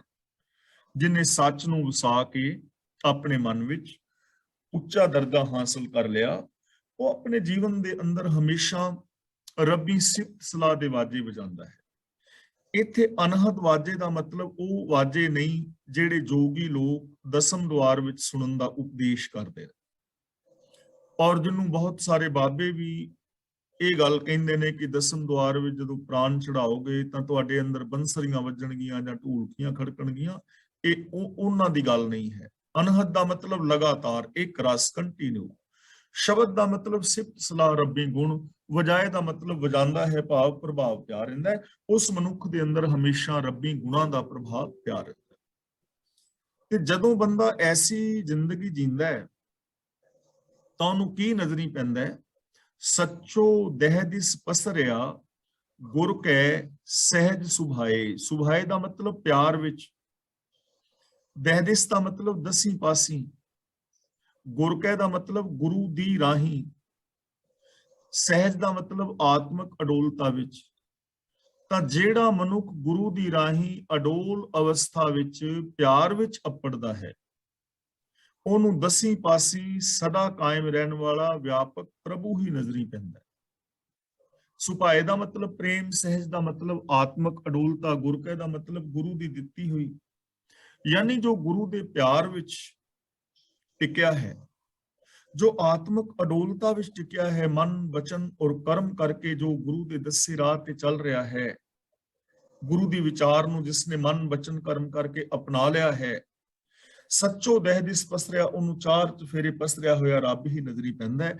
ਉਹਨੂੰ ਇਹ ਦਿਸ ਜਾਂਦਾ ਹੈ ਕਿ ਇਹ ਸੰਸਾਰ ਰੱਬ ਦਾ ਹੀ ਰੂਪ ਹੈ। ਇਹ ਵਿਸ਼ ਸੰਸਾਰ ਤੁਮ ਦੇਖਦੇ, ਇਹ ਹਰ ਕਾ ਰੂਪ ਹੈ। ਉਹਦੇ ਭਰਮ ਭੁਲੇਖੇ ਫਿਰ ਨਿਕਲ ਜਾਂਦੇ ਨੇ। ਉਹਨੂੰ ਸਮਝ ਆ ਜਾਂਦੀ ਹੈ ਕਿ ਰੱਬ ਜਿਹੜਾ ਹੈ ਇਸ ਕਾਇਨਾਤ ਤੋਂ ਵੱਖਰਾ ਕਿਤੇ ਉੱਤੇ ਆਕਾਸ਼ ਮੰਡਲਾਂ ਵਿੱਚ ਬੈਠਾ ਨਹੀਂ ਹੈ, ਉਹ ਤਾਂ ਹਰ ਥਾਂ ਤੇ ਜਰਰੇ ਜਰਰੇ ਅੰਦਰ ਸਮਾਇਆ ਹੋਇਆ ਹੈ। ਅਸਾਰਾ ਦਿਸਤਾ ਜਗਤ ਰੱਬ ਦਾ ਹੀ ਰੂਪ ਹੈ। ਮੈਂ ਉਹਦੀ ਹੀ ਇੱਕ ਨਿੱਕੀ ਜੀ ਅੰਸ਼ ਹਾਂ, ਮੈਂ ਉਹਦਾ ਹੀ ਇੱਕ ਨਿੱਕਾ ਜਿਹਾ ਹਿੱਸਾ ਹਾਂ। ਇਹ ਜੀਵ ਜੰਤ, ਇਹ ਖੰਡ ਮੰਡਲ ਬ੍ਰਹਿਮੰਡ ਸਾਰੇ ਉਹਦੀਆਂ ਹੀ ਲਹਿਰਾਂ ਹਨ, ਉਹਦੇ ਹੀ ਬੁਲਬੁਲੇ ਨੇ, ਉਹਦੇ ਹੀ ਕਿਣਕੇ ਨੇ। ਨਾਨਕ ਜਿਨ ਅੰਦਰ ਸੱਚ ਹੈ, ਸੇ ਜਨ ਛਪ ਹੈ ਨਾ ਕਿਸੈ ਦੇ ਛਪਾਏ।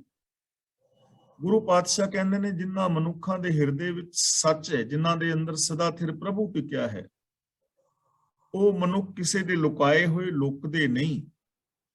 ਯਾਨੀ ਉਹਨਾਂ ਦੀ ਸ਼ੋਭਾ ਨੂੰ ਕੋਈ ਲੁਕਾ ਨਹੀਂ ਸਕਦਾ, ਮਿਟਾ ਨਹੀਂ ਸਕਦਾ, ਉਹਨਾਂ ਨੂੰ ਪ੍ਰਗਟ ਹੋਣ ਤੋਂ ਕੋਈ ਰੋਕ ਨਹੀਂ ਸਕਦਾ। ਉਹ ਪ੍ਰਗਟ ਹੋ ਜਾਂਦੇ ਨੇ। ਹਰ ਕਾ ਭਗਤ ਪ੍ਰਗਟ ਨਹਿ ਛਪੈ। ਜਿਨ੍ਹਾਂ ਦੇ ਅੰਦਰ ਸੱਚ ਹੈ ਨਾ, ਉਹ ਛਿਪਦੇ ਨਹੀਂ, ਉਹ ਪ੍ਰਗਟ ਹੋ ਜਾਣਗੇ। ਕਿਵੇਂ ਪ੍ਰਗਟ ਹੋ ਜਾਣਗੇ? ਉਹਨਾਂ ਨੂੰ ਕਹਿਣ ਦੀ ਲੋੜ ਨਹੀਂ ਕਿ ਮੈਂ ਬੜਾ ਮਹਾਨ ਹਾਂ, ਮੈਂ ਸੱਚਾ ਹਾਂ, ਮੈਂ ਭਲਾ ਹਾਂ।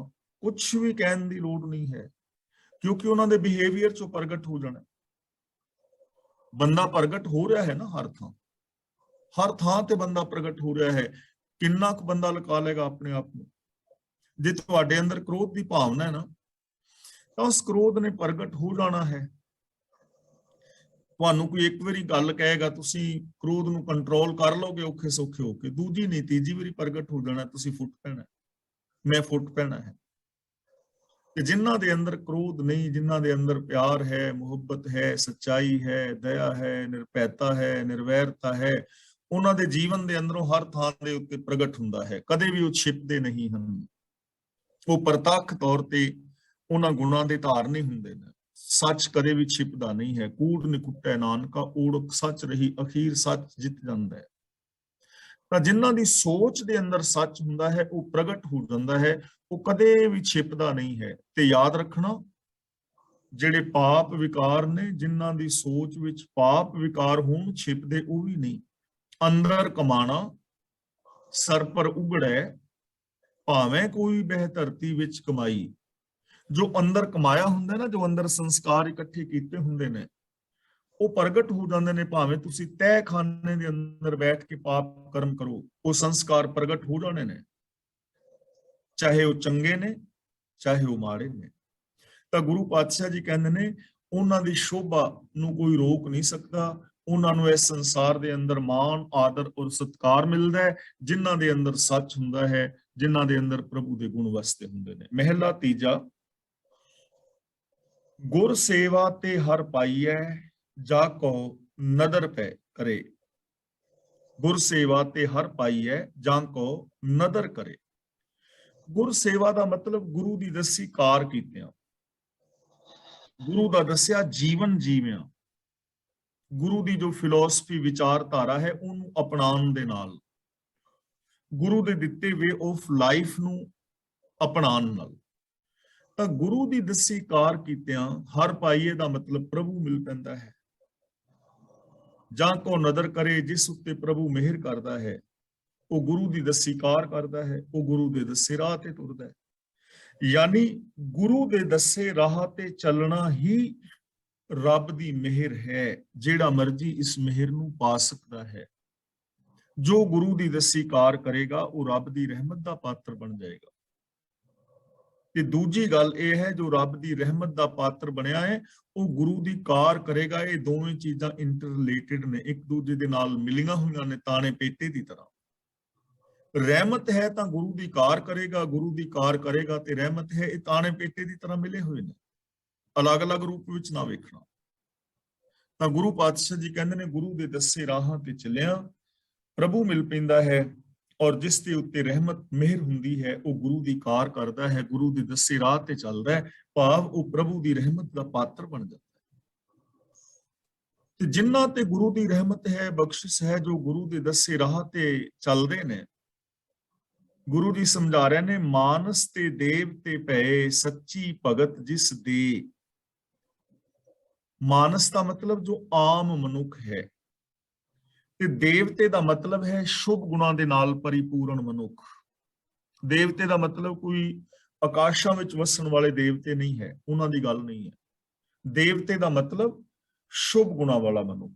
ਦੇਖੋ, ਇਸ ਦੁਨੀਆ ਵਿੱਚ ਦੋ ਤਰ੍ਹਾਂ ਦੇ ਮਨੁੱਖ ਨੇ। ਇੱਕ ਉਹ ਲੋਕ ਨੇ ਜਿਨ੍ਹਾਂ ਦਾ ਸੁਭਾਅ ਮਾੜਾ ਹੈ, ਆਦਤਾਂ ਮਾੜੀਆਂ ਨੇ, ਜੀਵਨ ਦੇ ਵਿੱਚ ਵਿਕਾਰ, ਪਾਪ, ਅਪਰਾਧ ਨੇ। ਦੂਜੇ ਉਹ ਨੇ ਜਿਨ੍ਹਾਂ ਦੀਆਂ ਆਦਤਾਂ ਬਹੁਤ ਚੰਗੀਆਂ ਨੇ, ਸੁਭਾਅ ਬਹੁਤ ਚੰਗਾ ਹੈ, ਜੀਵਨ ਦੇ ਅੰਦਰ ਸਤ ਸੰਤੋਖ ਆਦਿਕ ਹੈ। ਉਹਨਾਂ ਨੂੰ ਲੋਕ ਦੇਵਤਾ ਕਹਿ ਦਿੰਦੇ ਨੇ। ਤੇ ਜਿਹੜੇ ਮਾੜੇ ਲੋਕ ਨੇ, ਉਹਨਾਂ ਨੂੰ ਲੋਕ ਕਹਿੰਦੇ ਫਲਾਂ ਬੰਦਾ ਤੇ ਰਾਖਸ਼ ਹੈ, ਫਲਾਂ ਬੰਦਾ ਤੇ ਭੂਤਨਾ ਹੈ। ਉਹਨਾਂ ਵਾਸਤੇ ਇਹ ਸ਼ਬਦਾਵਲੀ ਵਰਤੀ ਜਾਂਦੀ ਹੈ। ਤਾਂ ਇੱਥੇ ਗੁਰੂ ਜੀ ਕਹਿੰਦੇ ਨੇ ਜੋ ਮਨੁੱਖ, ਮਾਨਸ ਦਾ ਮਤਲਬ ਆਮ ਮਨੁੱਖ, ਜਿਸ ਨੂੰ ਗੁਰੂ ਪ੍ਰਭੂ ਦੀ ਸੱਚੀ ਭਗਤੀ ਦਿੰਦਾ ਹੈ, ਸੱਚੇ ਗੁਣਾਂ ਦੇ ਨਾਲ ਜੋੜਦਾ ਹੈ, ਤਾਂ ਉਹ ਇਨਸਾਨ ਆਮ ਮਨੁੱਖਾਂ ਤੋਂ ਦੈਵੀ ਗੁਣਾਂ ਦੇ ਨਾਲ ਸੁਸੱਜਿਤ ਮਨੁੱਖ ਬਣ ਜਾਂਦੇ ਨੇ। ਦੈਵੀ ਗੁਣਾਂ ਵਾਲੇ ਮਨੁੱਖ ਹੋ ਨਿਬੜਦੇ ਨੇ, ਮਹਾਨ ਮਨੁੱਖ ਹੋ ਜਾਂਦੇ ਨੇ, ਨੀਵਿਆਂ ਤੋਂ ਉੱਚੇ ਹੋ ਜਾਂਦੇ ਨੇ, ਪਤਿਤ ਤੋਂ ਪਾਵਨ ਹੋ ਜਾਂਦੇ ਨੇ, ਜਿਨ੍ਹਾਂ ਨੂੰ ਗੁਰੂ ਪ੍ਰਭੂ ਦੀ ਸਦਾ ਕਾਇਮ ਰਹਿਣ ਵਾਲੀ ਭਗਤੀ ਦੀ ਦਾਤ ਦਿੰਦਾ ਹੈ। ਭਗਤੀ ਦਾ ਮਤਲਬ ਪ੍ਰਜਾ ਵਿੱਚ ਤੁਰਨ ਵਾਲਾ ਜੀਵਨ ਬਖਸ਼ਦਾ ਹੈ। ਹਉਮੈ ਮਾਰ ਮਿਲਾਇਨ ਗੁਰ ਕੈ ਸ਼ਬਦ ਸੁੱਚੇ। ਸੁੱਚੇ ਦਾ ਮਤਲਬ ਪਵਿੱਤਰ, ਮਿਲਾਇਨ ਦਾ ਮਤਲਬ ਮਿਲਾ ਲਏ ਹਨ, ਕੈ ਸ਼ਬਦ ਦਾ ਮਤਲਬ ਸ਼ਬਦ ਦੀ ਰਾਹੀਂ, ਗੁਰ ਕੈ ਸ਼ਬਦ ਦਾ ਮਤਲਬ ਗੁਰੂ ਦੇ ਸ਼ਬਦ ਦੀ ਰਾਹੀਂ। ਗੁਰੂ ਦੇ ਸ਼ਬਦ ਉਪਦੇਸ਼ ਵਿਚਾਰਧਾਰਾ ਦੀ ਰਾਹੀਂ ਜਿਹੜੇ ਮਨੁੱਖ ਪਵਿੱਤਰ ਜੀਵਨ ਵਾਲੇ ਬਣ ਗਏ ਹਨ, ਪ੍ਰਭੂ ਨੇ ਉਹਨਾਂ ਦੇ ਅੰਦਰੋਂ ਹਉਮੈ ਮੁਕਾ ਕੇ ਉਹਨਾਂ ਨੂੰ ਆਪਣੇ ਨਾਲ ਮਿਲਾ ਲਿਆ ਹੈ। ਯਾਨੀ ਜੋ ਇਨਸਾਨ ਗੁਰੂ ਦੇ ਸ਼ਬਦ ਮੁਤਾਬਕ ਜ਼ਿੰਦਗੀ ਜੀਂਦੇ ਹਨ, ਉਹਨਾਂ ਦੇ ਅੰਦਰ ਹਉਮੈ ਨਹੀਂ ਹੁੰਦੀ, ਉਹਨਾਂ ਦੇ ਅੰਦਰ ਅਪਵਿੱਤਰਤਾ ਨਹੀਂ ਹੁੰਦੀ। ਹਉਮੈ ਨੂੰ ਖਤਮ ਕਰਕੇ ਉਹ ਪਵਿੱਤਰ ਸੋਚ ਵਾਲੇ ਬਣ ਜਾਂਦੇ ਨੇ, ਤੇ ਐਸੇ ਪਵਿੱਤਰ ਸੋਚ ਵਾਲਿਆਂ ਨੂੰ ਪ੍ਰਭੂ ਆਪਣੇ ਅੰਦਰ ਮਿਲਾ ਲੈਂਦਾ ਹੈ। ਯਾਨੀ ਉਹ ਬੰਦੇ ਰੱਬ ਵਰਗੇ ਹੀ ਹੋ ਜਾਂਦੇ ਨੇ। ਕੌਣ? ਜੋ ਹਉਮੈ ਨੂੰ ਮਾਰ ਕੇ ਆਪਣੀ ਸੋਚ ਨੂੰ ਪਵਿੱਤਰ ਕਰ ਲੈਂਦੇ ਨੇ। ਗੱਲ ਸਾਰੀ ਸੋਚ ਦੀ ਹੈ।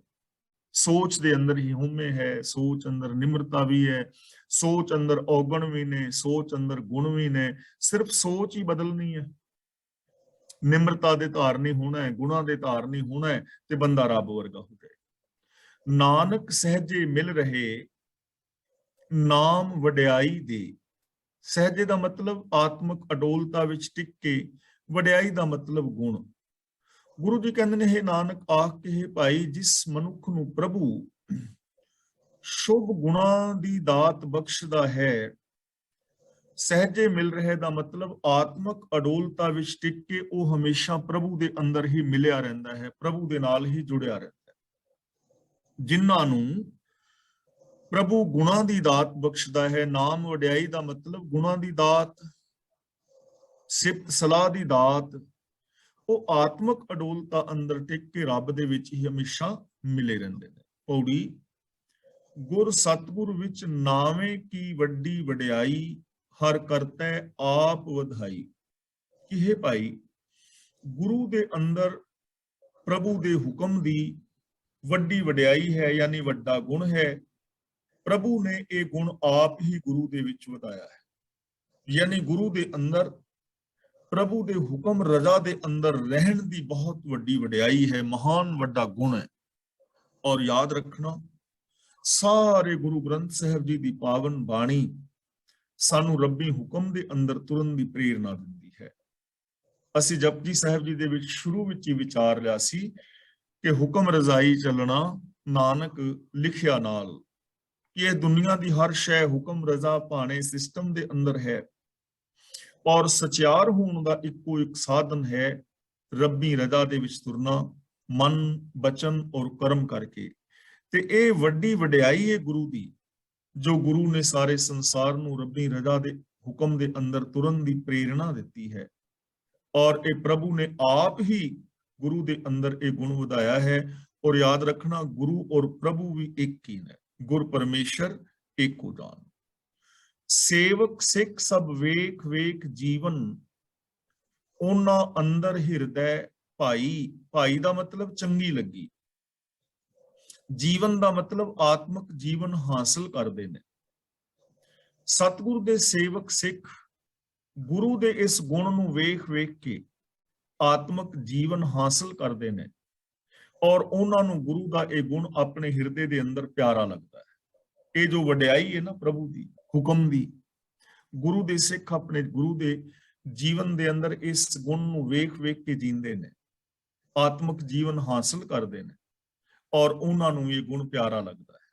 ਔਰ ਹਕੀਕਤ ਹੈ, ਜਦੋਂ ਅਸੀਂ ਇਤਿਹਾਸ ਨੂੰ ਪੜ੍ਹਦੇ ਹਾਂ ਤਾਂ ਗੁਰੂ ਦੇ ਸਿੱਖਾਂ ਨੇ ਗੁਰੂ ਦੇ ਜੀਵਨ ਨੂੰ, ਸ਼ਖਸੀਅਤ ਨੂੰ ਤੱਕਿਆ ਹੈ, ਔਰ ਗੁਰੂ ਪਾਸੋਂ ਇਹ ਗੁਣ ਸਿੱਖਿਆ ਹੈ। ਜੇ ਗੁਰੂ ਸਾਹਿਬ ਜੀ ਤੱਤੀਆਂ ਤਵੀਆਂ ਤੇ ਬੈਠੇ ਨੇ, ਦੇਗਾਂ ਵਿੱਚ ਉਬਲੇ ਨੇ, ਤਾਂ ਅਸੀਂ ਅੱਗੇ ਚੱਲ ਕੇ ਵੇਖਦੇ ਹਾਂ ਭਾਈ ਦਿਆਲਾ ਜੀ, ਭਾਈ ਸਤੀ ਦਾਸ ਜੀ, ਭਾਈ ਮਤੀ ਦਾਸ ਜੀ ਆਰਿਆਂ ਦੇ ਨਾਲ ਚਿਰ ਗਏ ਨੇ, ਦੇਗਾਂ ਵਿੱਚ ਉਬਲ ਗਏ ਨੇ, ਰੂਹ ਦੇ ਅੰਦਰ ਜਿੰਦਾ ਜਲ ਗਏ ਨੇ। ਗੁਰੂ ਸਾਹਿਬ ਜੀ ਆਪਣਾ ਸ਼ੀਸ਼ ਵਾਰ ਰਹੇ ਨੇ, ਸਿੱਖ ਵੀ ਵਾਰ ਰਹੇ ਨੇ। ਗੁਰੂ ਨੇ ਆਪਣੇ ਬੱਚੇ ਕੁਰਬਾਨ ਕੀਤੇ ਨੇ, ਗੁਰੂ ਦੇ ਬੱਚਿਆਂ ਨੇ ਸ਼ਹਾਦਤ ਦਿੱਤੀ ਹੈ। ਤਾਂ ਅਸੀਂ ਦੇਖਦੇ ਹਾਂ ਅੱਗੇ ਨੌਜਵਾਨ ਜੋ ਧੀਆਂ ਭੈਣਾਂ ਜਿਨ੍ਹਾਂ ਦੇ ਮਾਸੂਮ ਬੱਚਿਆਂ ਦੇ ਟੁਕੜੇ ਟੁਕੜੇ ਕਰਕੇ ਗਲਿਆਂ ਦੇ ਹਾਰ ਬਣਾ ਦਿੱਤੇ ਗਏ, ਉਹਨਾਂ ਨੇ ਵੀ ਬਣਵਾਏ ਨੇ। ਆਪਣੇ ਬੱਚਿਆਂ ਦਾ ਕਲੇਜਾ ਆਪਣੇ ਮੂੰਹ ਦੇ ਅੰਦਰ ਸਿੱਖਾਂ ਨੇ ਪਵਾਇਆ ਹੈ। ਯਾਨੀ ਰਜ਼ਾ ਭਾਣੇ ਨੂੰ ਵੇਖਿਆ ਹੈ ਗੁਰੂ ਦੇ ਅੰਦਰ, ਉਹ ਗੁਣ ਗੁਰੂ ਦਾ ਅਪਣਾਇਆ ਹੈ, ਉਹਨਾਂ ਨੂੰ ਵੀ ਉਹ ਜੀਵਨ ਪਿਆਰਾ ਲੱਗਿਆ ਹੈ। ਔਰ ਗੁਰੂ ਦੇ ਸਿੱਖ ਗੁਰੂ ਨੂੰ ਵੇਖ ਵੇਖ ਕੇ ਆਤਮਿਕ ਜੀਵਨ ਦਿੰਦੇ। ਗੁਰੂ ਦੇ ਸਿੱਖ ਗੁਰੂ ਦੇ ਇਸ ਆਤਮਿਕ ਜੀਵਨ ਦੇਣ ਵਾਲੇ ਗੁਣ ਨੂੰ ਵੇਖ ਵੇਖ ਕੇ ਆਤਮਿਕ ਜੀਵਨ ਹਾਸਲ ਕਰਦੇ ਨੇ, ਔਰ ਉਹਨਾਂ ਨੂੰ ਗੁਰੂ ਦੇ ਇਹ ਮਹਾਨ ਗੁਣ ਪਿਆਰੇ ਲੱਗਦੇ ਨੇ। ਨਿੰਦਕ ਦੁਸ਼ਟ ਵਡਿਆਈ ਵੇਖ ਨਾ ਸਕਣ, ਉਹਨਾਂ ਪਰਾਇਆ ਭਲਾ ਨਾ ਸੁਖਾਈ। ਸੁਖਾਈ ਦਾ ਮਤਲਬ ਚੰਗਾ ਨਹੀਂ ਲੱਗਦਾ। ਜੋ ਗੁਰੂ ਦੀ ਨਿੰਦਿਆ ਕਰਨ ਵਾਲੇ ਨੇ, ਵੈਰ ਕਰਨ ਵਾਲੇ ਨੇ, ਦੁਸ਼ਟ ਦਾ ਮਤਲਬ ਜੋ ਭੈੜੇ ਬੰਦੇ ਨੇ, ਉਹ ਸਤਿਗੁਰ ਦੀ ਇਸ ਵਡਿਆਈ ਨੂੰ ਵੇਖ ਕੇ ਸਹਾਰ ਨਹੀਂ ਸਕਦੇ, ਕਿਉਂਕਿ ਉਹਨਾਂ ਨੂੰ ਕਿਸੇ ਹੋਰ ਦਾ ਭਲਾ ਹੁੰਦਾ ਚੰਗਾ ਲੱਗਦਾ ਹੀ ਨਹੀਂ।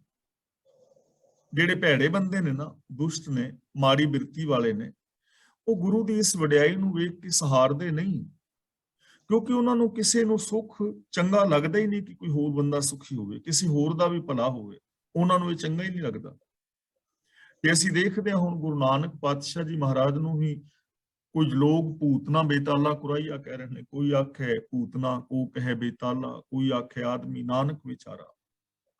ਗੁਰੂ ਦੀ ਇਸ ਵਡਿਆਈ ਨੂੰ ਨਹੀਂ ਸਹਾਰ ਸਕਦੇ, ਪਰਾਏ ਭਲੇ ਨੂੰ ਨਹੀਂ ਸਹਾਰ ਸਕਦੇ, ਤਾਂ ਗੁਰੂ ਅਰਜਨ ਦੇਵ ਜੀ ਨੂੰ ਹੀ ਸ਼ਹੀਦ ਕਰ ਰਹੇ ਨੇ, ਗੁਰੂ ਤੇਗ ਬਹਾਦਰ ਜੀ ਨੂੰ ਸ਼ਹੀਦ ਕਰ ਰਹੇ ਨੇ, ਗੁਰੂ ਦੇ ਬੱਚਿਆਂ ਨੂੰ ਨੀਹਾਂ ਵਿੱਚ ਚਿਣ ਰਹੇ ਨੇ। ਅੱਜ ਵੀ ਅਸੀਂ ਵੇਖਦੇ ਹਾਂ ਕਿ ਜਿਨ੍ਹਾਂ ਲੋਕਾਂ ਨੂੰ ਕਿਸੇ ਦਾ ਭਲਾ ਹੁੰਦਾ ਚੰਗਾ ਨਹੀਂ ਲੱਗਦਾ, ਵਡਿਆਈ ਚੰਗੀ ਨਹੀਂ ਲੱਗਦੀ, ਉਹ ਈਰਖਾ, ਦਵੇਸ਼, ਵੈਰ ਵਿਰੋਧ ਦੇ ਨਾਲ ਕਿਵੇਂ ਆਪਣੀ ਮਾੜੀ ਜ਼ਿੰਦਗੀ ਬਤੀਤ ਕਰਦੇ ਨੇ। ਇਹ ਸਾਰੇ ਉਹ ਲੋਕ ਹੁੰਦੇ ਨੇ ਜਿਨ੍ਹਾਂ ਨੂੰ ਪਰਾਇਆ ਭਲਾ ਚੰਗਾ ਨਹੀਂ ਲੱਗਦਾ, ਗੁਰੂ ਦੀ ਵਡਿਆਈ ਨੂੰ ਵੇਖ ਹੀ ਨਹੀਂ ਸਕਦੇ। ਕਿਆ ਹੋਵੇ ਕਿਸ ਹੀ ਕੀ ਝੱਖ ਮਾਰੀ, ਜਾਂ ਸੱਚੇ ਸਿਉ ਬਣ ਆਈ। ਪਰ ਜਦੋਂ ਗੁਰੂ ਦਾ ਪਿਆਰ ਸਦਾ ਕਾਇਮ ਰਹਿਣ ਵਾਲੇ ਪ੍ਰਭੂ ਦੇ ਨਾਲ ਬਣਿਆ ਹੋਇਆ ਹੈ, ਤਾਂ ਕਿਸੇ ਦੇ ਝੱਖ ਮਾਰਿਆ ਕੀ ਹੁੰਦਾ ਹੈ, ਗੁਰੂ ਦਾ ਕੁਝ ਵਿਗਾੜ ਨਹੀਂ ਸਕਦਾ। ਕੀ ਵਿਗਾੜ ਲੇਗਾ ਗੁਰੂ ਦਾ, ਗੁਰੂ ਦੇ ਗਿਆਨ ਦਾ, ਗੁਰੂ ਦੇ ਸਿਧਾਂਤਾਂ ਦਾ, ਸੱਚ ਦਾ ਕੋਈ ਕੀ ਵਿਗਾੜ ਲਵੇਗਾ, ਕਿਉਂਕਿ ਸੱਚ ਨੇ ਕਦੇ ਖਤਮ ਨਹੀਂ ਹੋਣਾ ਹੁੰਦਾ।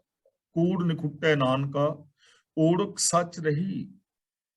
ਤਾਂ ਗੁਰੂ ਅਰਜਨ ਦੇਵ ਜੀ ਨੂੰ ਸ਼ਹੀਦ ਹੀ ਕੀਤਾ ਹੈ ਨਾ, ਸੱਚ ਤਾਂ ਕਦੇ ਖਤਮ ਨਹੀਂ ਨਾ ਹੋਇਆ, ਨਾ ਹੀ ਕਦੇ ਹੋਵੇਗਾ। ਛੋਟੇ ਸਾਹਿਬਜ਼ਾਦਿਆਂ ਨੂੰ ਸ਼ਹੀਦ ਕਰ ਦਿੱਤਾ ਹੈ, ਪਰ ਕੀ ਸ਼ਹੀਦ ਕਰਨ ਦੇ ਨਾਲ, ਨੀਹਾਂ ਵਿੱਚ ਚਿਣਨ ਦੇ ਨਾਲ ਸੱਚਾਈ ਖਤਮ ਹੋ ਗਈ ਹੈ? ਕਦੇ ਵੀ ਨਹੀਂ। ਤਾਂ ਗੁਰੂ ਜੀ ਕਹਿੰਦੇ ਨੇ ਜਦੋਂ ਕਿ ਗੁਰੂ ਦੀ ਪ੍ਰਭੂ ਦੇ ਨਾਲ ਬਣ ਆਈ ਹੈ, ਤਾਂ ਕਿਸੇ ਦੇ ਝਾਕ ਮਾਰਨ ਦੇ ਨਾਲ ਕੀ ਹੋ ਸਕਦਾ ਹੈ? ਗੁਰੂ ਦੇ ਸਿਧਾਂਤਾਂ ਦਾ ਕੋਈ ਕੁਝ ਵਿਗਾੜ ਨਹੀਂ ਸਕਦਾ। ਜੇ ਗੱਲ ਕਰਤੇ ਭਾਵੈ, ਸਾ ਨਿਤ ਨਿਤ ਚੜ੍ਹੈ ਸਵਾਈ, ਸਭ ਝੱਖ ਝੱਖ ਮਰੈ ਲੋਕਾਈ। ਇੱਥੇ ਜੇ ਗੱਲ ਨਹੀਂ ਪੜਨਾ, ਗੱਲ ਪੜਨਾ ਹੈ। ਜੇ ਗੱਲ ਦਾ ਮਤਲਬ ਜਿਹੜੀ ਗੱਲ, ਚੜ੍ਹੈ ਸਵਾਈ ਦਾ ਮਤਲਬ ਵੱਧਦੀ ਹੈ, ਲੁਕਾਈ ਦਾ ਮਤਲਬ ਖਲਕਤ, ਖਪ ਖਪ ਮਰੇ ਦਾ ਮਤਲਬ ਖਿੱਜ ਖਿੱਜ ਕੇ ਦੁਖੀ ਹੁੰਦੀ ਹੈ। ਤਾਂ ਜਿਹੜੀ ਗੱਲ ਕਰਤਾਰ ਨੂੰ ਚੰਗੀ ਲੱਗਦੀ ਹੈ, ਉਹ ਦਿਨੋਂ ਦਿਨ ਵੱਧਦੀ ਹੈ, ਤੇ ਨਿੰਦਾ ਕਰਨ ਵਾਲੀ ਸਾਰੀ ਲੁਕਾਈ ਖਿੱਚ ਖਿੱਚ ਕੇ ਆਤਮਿਕ ਮੌਤ ਸਹੇੜਦੀ ਹੈ। ਜਿਹੜੀ ਗੱਲ ਕਰਤੇ ਨੂੰ ਚੰਗੀ ਲੱਗਦੀ ਹੈ, ਉਸ ਗੱਲ ਨੇ ਦਿਨੋਂ ਦਿਨ ਵਧਣਾ ਹੈ, ਫੁੱਲਣਾ ਹੈ, ਉਹਨੇ ਫਲੀਭੂਤ ਹੋਣਾ ਹੈ। ਤੇ ਜਿਹੜੇ ਝਖਾ ਮਾਰਨ ਵਾਲੇ ਨੇ, ਵਿਰੋਧੀ ਨੇ ਸੱਚ ਦੇ, ਉਹ ਝੱਕ ਝੱਕ ਕੇ, ਖੱਪ ਖੱਪ ਕੇ ਆਤਮਿਕ ਮੌਤੇ ਮਰਦੇ ਰਹਿੰਦੇ ਨੇ, ਬੁਰਾਈਆਂ ਸਹਿੜਦੇ ਰਹਿੰਦੇ ਨੇ, ਮੱਥੇ ਤੇ ਕਲੰਕ ਲਗਵਾਉਂਦੇ ਰਹਿੰਦੇ ਨੇ। ਜੋ ਰੱਬ ਦੀ ਰਜ਼ਾ ਦੇ ਵਿੱਚ ਜਿਹੜੀ ਗੱਲ ਹੈ, ਉਹਨੇ ਵਧਣਾ ਹੀ ਵਧਣਾ ਹੈ। ਰੱਬ ਦੀ ਰਜ਼ਾ ਨੂੰ ਬਦਲਿਆ ਨਹੀਂ ਜਾ ਸਕਦਾ, ਰੱਬੀ ਰਜ਼ਾ ਦੇ ਉਲਟ ਕੁਛ ਕੀਤਾ ਨਹੀਂ ਜਾ ਸਕਦਾ। ਤਾਂ ਗੁਰੂ ਜੀ ਕਹਿੰਦੇ ਨੇ ਕਿਉਂਕਿ ਗੁਰੂ ਰੱਬੀ ਰਜ਼ਾ ਵਿੱਚ ਤੁਰਨ ਵਾਲੇ ਨੇ, ਰੱਬੀ ਰਜ਼ਾ ਦੇ ਵਿੱਚ ਤੁਰਨ ਦਾ ਉਪਦੇਸ਼ ਦਿੰਦੇ ਨੇ, ਤੇ ਰੱਬੀ ਰਜ਼ਾ ਨੂੰ ਕਦੇ ਵੀ ਖਤਮ ਕੀਤਾ ਨਹੀਂ ਜਾ ਸਕਦਾ, ਰੱਬੀ ਰਜ਼ਾ ਤੋਂ ਉਲਟ ਕੁਛ ਕੀਤਾ ਨਹੀਂ ਜਾ ਸਕਦਾ। ਇਸ ਲਈ ਰੱਬੀ ਰਜ਼ਾ ਤੋਂ ਉਲਟ ਬੋਲਣ ਵਾਲੇ, ਖਪਣ ਵਾਲੇ, ਖਪ ਖਪ ਕੇ ਗੁਰੂ ਦੇ ਸਿਧਾਂਤਾਂ ਦਾ ਵਿਰੋਧ ਕਰ ਕਰਕੇ, ਸੱਚ ਦਾ ਵਿਰੋਧ ਕਰ ਕਰਕੇ ਆਤਮਕ ਮੌਤ ਸਹਿੜਦੇ ਰਹਿੰਦੇ ਨੇ ਔਰ ਆਪਣੇ ਜੀਵਨ ਨੂੰ ਐਵੇਂ ਹੀ ਬਰਬਾਦ ਜਿਹੜਾ ਹੈ ਕਰਦੇ ਰਹਿੰਦੇ ਨੇ। ਗੁਰੂ ਦੀ ਰਹਿਮਤ ਔਰ ਬਖਸ਼ਿਸ਼ ਕਰਨ ਅਸੀਂ ਗੁਰੂ ਪਾਤਸ਼ਾਹ ਜੀ ਦੀ ਪਾਵਨ ਬਾਣੀ ਨੂੰ ਆਪ ਪੜ੍ਹੀਏ, ਆਪ ਵਿਚਾਰੀਏ ਔਰ ਗੁਰਬਾਣੀ ਆਸ਼ੇ ਅਨੁਸਾਰ ਜ਼ਿੰਦਗੀ ਜੀ ਕੇ ਆਪਣੇ ਜੀਵਨ ਨੂੰ ਸਫਲ ਔਰ ਸੁਚੱਜਾ ਕਰੀਏ, ਤਾਂ